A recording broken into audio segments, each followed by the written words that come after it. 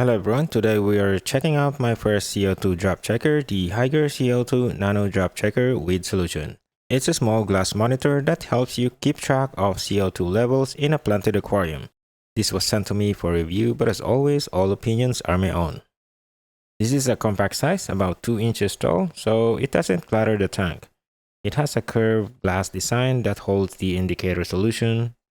It comes with a suction cup for easy placement. Works with both pressurized and DIY CO2 systems in freshwater tanks. So this comes with a 15 milliliter of test solution. Since this is my first time using a CO2 checker, I was surprised at how simple it was to set up. You just add the included solution, attach it with the suction cup, and place it inside the tank. Over the next day or two, the solution changes color to show your CO2 levels.